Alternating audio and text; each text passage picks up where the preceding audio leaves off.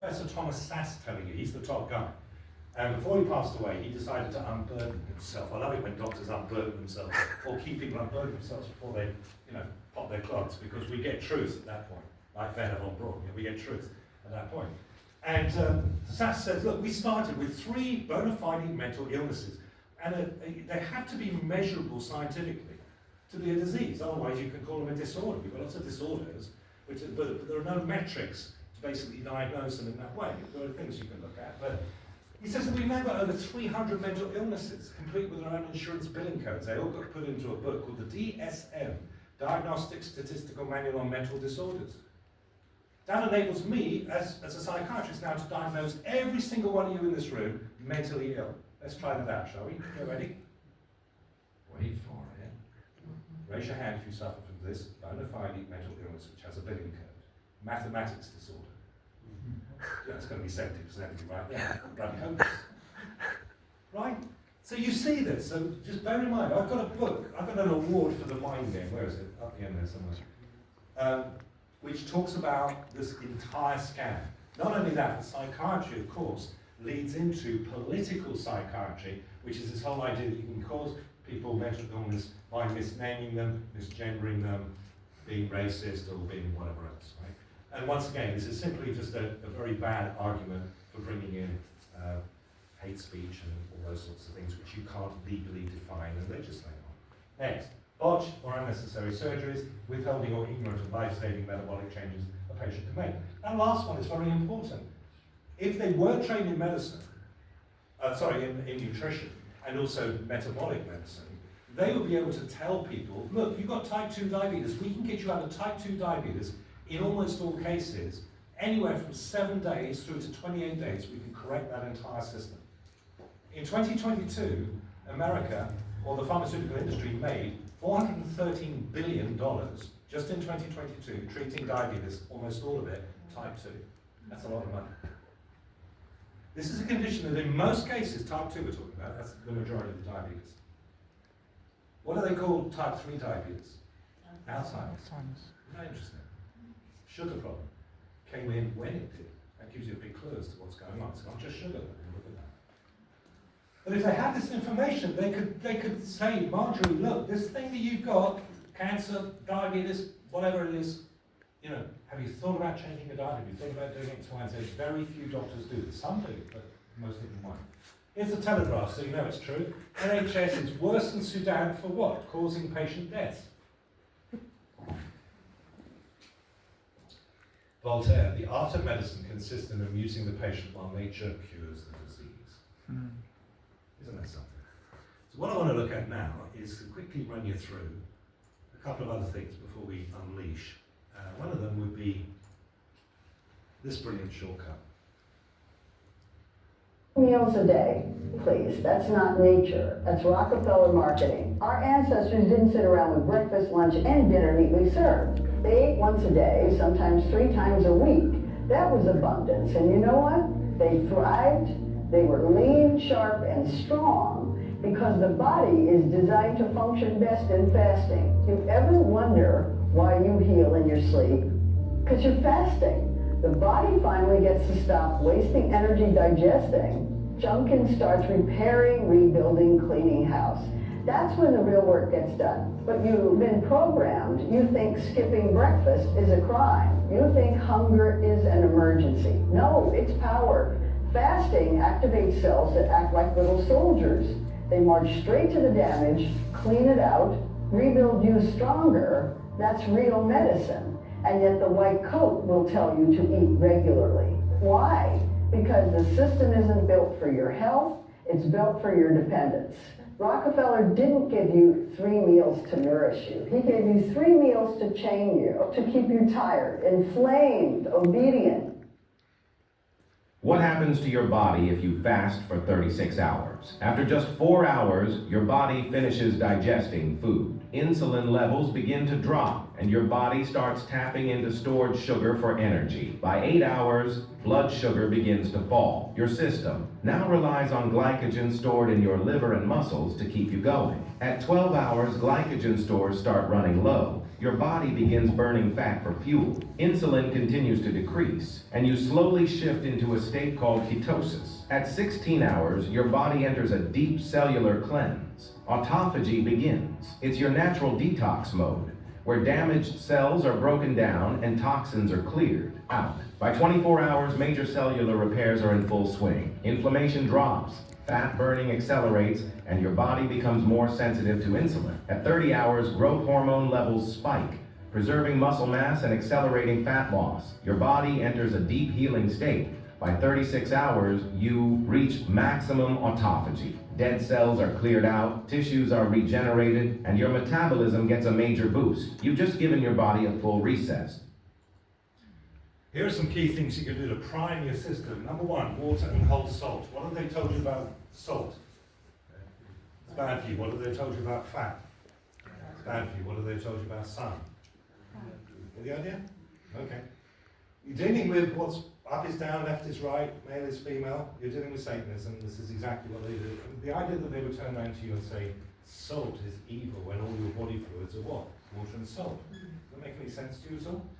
Eat real food, supplement key areas. Now once again, we'll get to supplements in a minute. You don't need to be spending huge amounts of money on them. Exercise is disease prevention. Stress management. When you're thinking about stress management, I'm going to introduce you to something called CDR, which stands for Cell Danger Response. This is programmed autonomic stress reactions that people have when they've been in a stressful situation for longer than the Pavlov period, which is 3 to 4 weeks. And then clear out the poisons and the parasites. We'll look at that too. Quick flyby water and whole salt. Here's the male, not a drop of evidence 8 glasses of water is good for you, say experts. The belief we need 8 glasses of water a day to stay healthy is a myth, researchers say. Same newspaper, thousands are dying of thirst on the NHS. Right, so once again, you get the mother of all contradictions going on there. Don't drink poisoned water. You'd think something as basic to human health as water would kind of not be tampered with, well, you'd be wrong. Because they fluoridate the water supplies in most countries. In fact, the Western cultures tend to be, much more into fluoridation.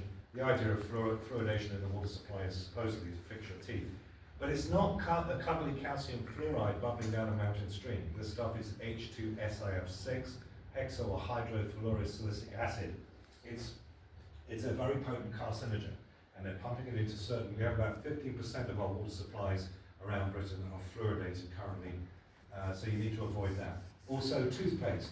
Do you think that adding sodium fluoride, which is in fact roach poison, is going to do you any good at all?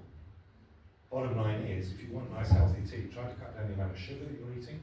Look at, here's the Daily Mail. Millions will get fluoride added to their tap water in biggest expansion of controversial scheme since the 1980s. That's Newcastle about to get theirs. Tell me the one word in that headline that should jump out at you. Controversial. Which one?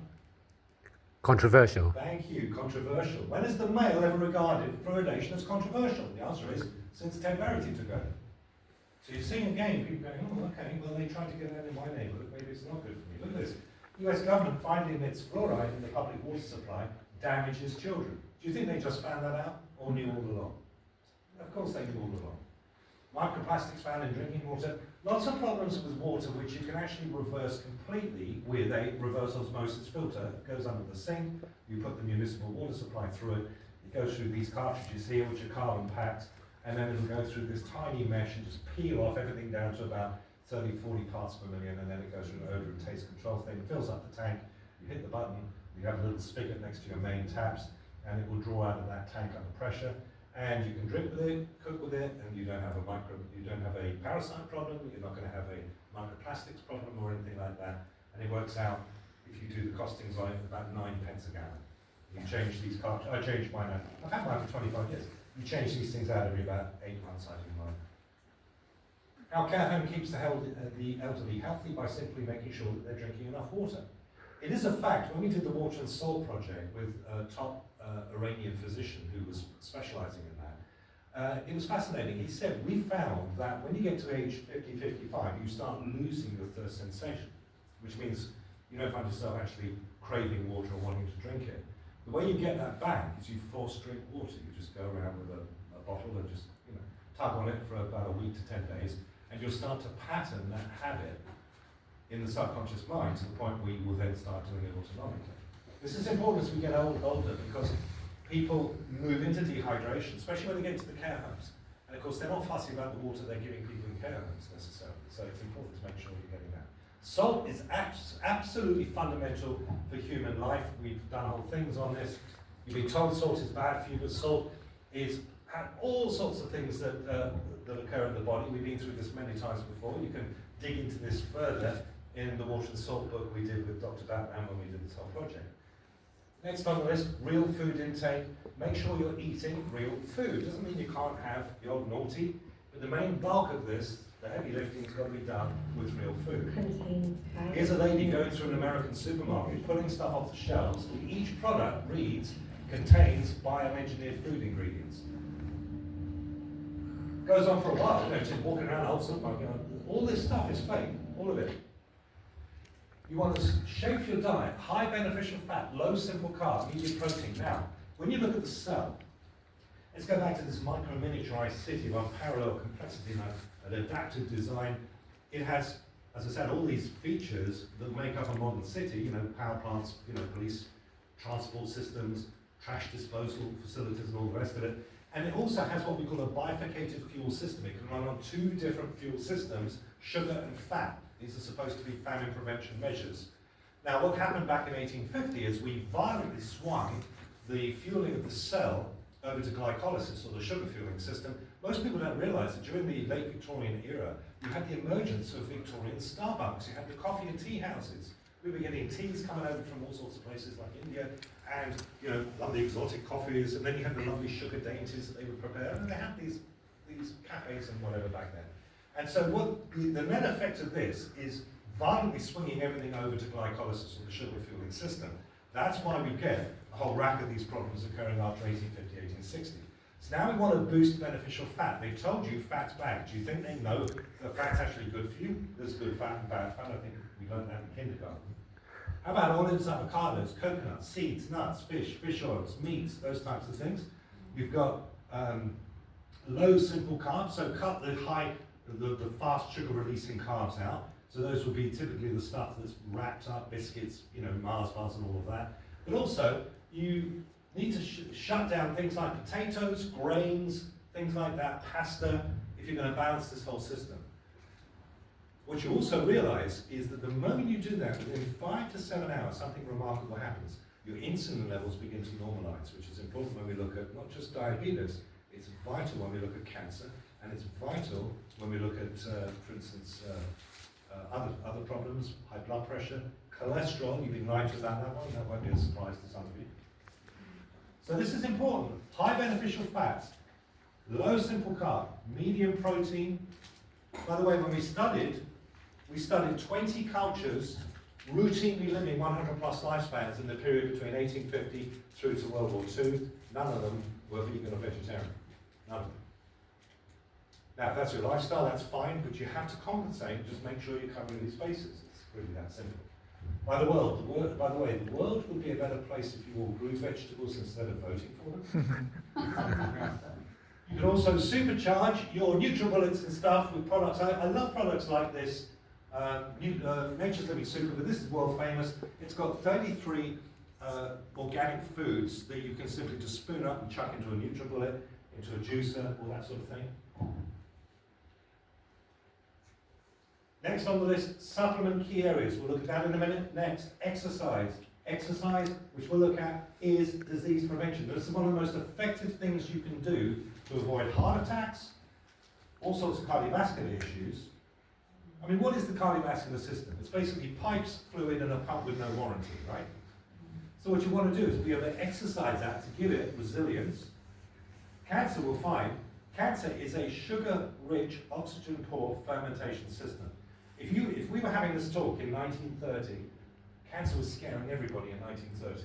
It was ravaging everybody. Everyone was tucking into the sugar, and it was between the wars at that point, so there was a fair amount of availability of the naughty stuff. And nobody knew what cancer really was. Now, one of Einstein's Brat Pack was a guy called Dr. Otto Warburg. He decided that he was going to find out, get to the bottom of exactly what this cancer thing was really all about. And when he came out, he got the Nobel Prize for. And he said, in a nutshell, cancer is a sugar-fed fermentation system operating in the relative absence of oxygen. It's fermentation, basically. And had he had the electron microscope, which we didn't get until the end of World War II, he would have seen the parasites. So let me put this to you. Let's say you're mayor of London, and it gets around the criminal class. I know you have no criminals in London, but just for a moment, imagine you did.